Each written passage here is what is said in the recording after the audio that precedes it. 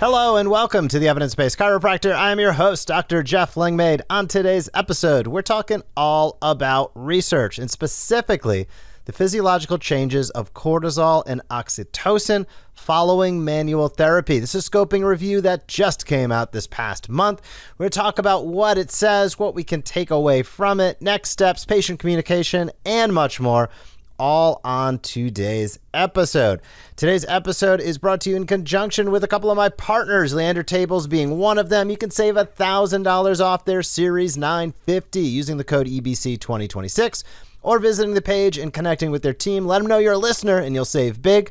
Additionally, Shockwave Centers of America, $500 off and a free cart, $1,500 in savings just for being a listener to this podcast. Thank you to both Leander and Shockwave Centers of America. Links are down in the show notes to connect with their team. As I said at the top, on today's episode is all about research, manual therapy, cortisol, oxytocin, what the research shows. So if you've been in practice a little bit of time or longer, you probably have had a pretty similar experience. Patients come in stressed, tired, overwhelmed, and after adjustment, they stand up and say things like, wow, I can breathe easier. That's exactly what I needed today. I feel a little bit calmer. And you think to yourself, is that like subjective? Is something happening physiologically? We've seen this with almost all of our patients, right, over the course of time we've been in practice. But the real question is, well, what's going on physiologically? So today's episode dives into that brand new piece of research. I'll drop a link down below, of course, that looks at exactly that question. So the researchers analyzed scientific literature examining what happens to two key hormones after manual therapy: cortisol, our primary stress hormone, and oxytocin, sometimes called the connection or bonding hormone. And the question they asked was really, really simple. Does manual therapy actually change these hormones in the human body? And the answer is pretty interesting, pretty fascinating. And more importantly, I'm going to say it gives us as chiropractors something really powerful, which is a physiological explanation for why patients often feel calmer, safer, better after the care that you deliver. So in an overview of this study, is that it was released in 2026, Frontiers in Rehab Sciences, and the researchers wanted to understand something I think that all of us have talked about in chiropractic, massage therapy, pretty much in all manual therapy, which is that the patient feels more relaxed, less stressed, and more connected to their body after care.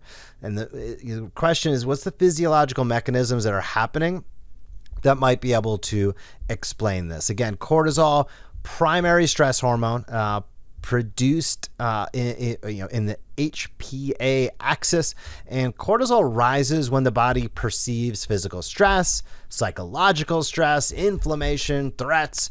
And high cortisol for a short period of time can be really helpful. It's kind of like inflammation, right? Short-term acute inflammation is a part of the healing process. A short spike in cortisol is totally great. The real problem, just like chronic inflammation, is chronically elevated cortisol is linked to a lot of stuff and none of it good. Chronic pain, sleep disturbances, fatigue, depression, immune dysfunction, and much more. So really anything out there, specifically things that are non-pharmacological, that can help regulate cortisol is really clinically meaningful and should never be overlooked. Now, oxytocin, kind of that bonding or connection hormone, it's involved in social bonding, trust. It signals safety kind of in the nervous system, stress reduction. So oxytocin also has some interesting neurological effects. It can down-regulate, this is probably the most important, it can down-regulate the stress response and modulate that HPA axis. So there's been growing evidence that show touch-based care and therapies may stimulate oxytocin release. So the researchers asked, do manual therapies like spinal adjustments, ding, ding, ding, massage, osteopathic manipulation, tactile therapy, do those items actually change the cortisol or oxytocin levels in humans? So to answer that question, they conducted a very large scoping review of really all the scientific literature out there. So their research team searched 5 major scientific databases: PubMed, Embase, Scopus, Web of Science, Centol. They looked for studies that met several criteria. The studies had to involve human participants. It had to include manual therapy interventions, no surprise there, had to measure cortisol and oxytocin levels, and it had to report original data. Now, again, manual therapy did include sort of an array of things, spinal adjustments being one of them, but osteopathic manipulation, massage therapy, craniosacral therapy, tactile massage, all of that was included. So they screened over 2,300 studies, and they found 72 studies that met that criteria. So just that alone tells us something, that has actually been a pretty good amount of research. 72 studies, not nothing. So that's a pretty good amount of research exploring the hormonal effects of touch and manual therapy over the last couple decades. So across all of that literature search, they found a few patterns. So first was cortisol changes were frequently studied. So cortisol was the most commonly measured hormone in the manual therapy research. And in many studies, cortisol decreased after care. So for example, multiple studies included in the review reported reductions in cortisol following massage, following osteopathic manipulation, spinal adjustments, craniosacral. So some studies showed reductions immediately after care. Other studies showed reductions over hours or days that followed. So this suggests to us that manual therapy may influence the stress response system. Really, really impactful, because elevated cortisol, even if you're not like a functional medicine doctor or really do functional medicine in your practice, cortisol levels are a big deal. And somebody that's in chronic pain, somebody that's all of the symptomatology we discussed earlier, hyper stressed, hyper inflamed, chronic pain, nearly every one of those individuals have elevated cortisol levels. Like they're just living in like fight or flight. They're living in stress response. They're living, minute to minute, so to speak. And that is impactful. That really wears people down over time. So anything that we can do, and the care that we provide very clearly, as we're going to see and have started to unfold, the care that we provide, when we can modulate and influence that is a massive quality of life improvement. Somebody that can step back and be able to just chill out a little bit. Many people can't. They're in chronic state of stress, inflammation, and pain.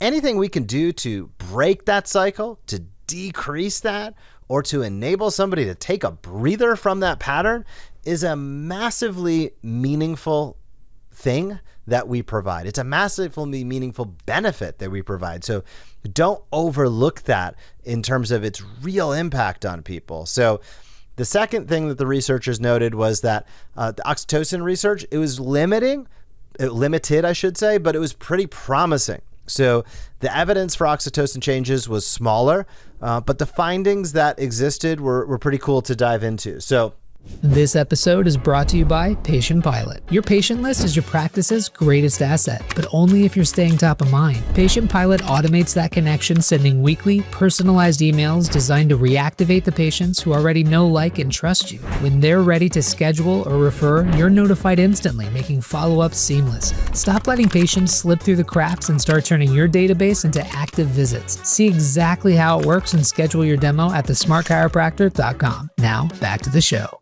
Some studies reported increases in oxytocin following manual therapy, including spinal adjustments. So remember, oxytocin, social bonding, emotional regulation, reduced anxiety. So when oxytocin rises, patients may experience things like a feeling of relaxation, a feeling of connection, a feeling of safety, which I think many of us observe clinically. And I tie this right in. I know it's like kind of one step removed, but like we talk about fear avoidance behavior. Like when somebody feels connected, relaxed, and safe, this is when your rehab exercises, in my opinion, can really move forward even more meaningfully when they're not just having abject fear avoidance behavior the entire time. So, these are impactful items here. Third thing they found was that the studies were pretty widely varied. So there's a lot of different treatment types, patient populations, timing, sampling, etc. The hormones were measured in different ways, and the timing varied as well. So there's a lot of variability, but the overall pattern still points to the same thing, which are that there were physiological responses following the care delivered. So there's a couple themes that come to mind with this. One was stress regulation, probably pretty obvious, but many studies did find that manual therapy influenced the HPA axis, and that is the body's main stress regulation system. So when HPA axis is overactive, cortisol rises, bad, but gentle touch, manual therapy can help downregulate that, which is good. So experimental studies out there actually showed touch stimulation can reduce HPA activity and activate oxytocin pathways in the brain. That's a big deal because you're really getting neuroendocrine signaling at that point. So second big thing or theme was cortisol decreasing, as we said. So several studies reported reductions in cortisol levels after care. And not every study showed these reductions, but there was enough out there that showed that this was a trend. It was a pattern, and that manual therapy very likely modulates and regulates cortisol levels. And again, those oxytocin increases. So some studies observed that increases in oxytocin after manual therapy, including spinal adjustment. So that helps with pain modulation. It helps with emotional regulation. It helps with autonomic balance. So the manual therapy, the care, the adjustments that you deliver, again, it's not just about the joints and the muscles and that segmental unit. It is really influencing neurochemical signaling and even more specifically tied to stress and safety. We know it can impact pain gating, all of those items. We know that there can be biochemical marker changes in the brain. But this is a really cool study because it's highlighting hormonal changes.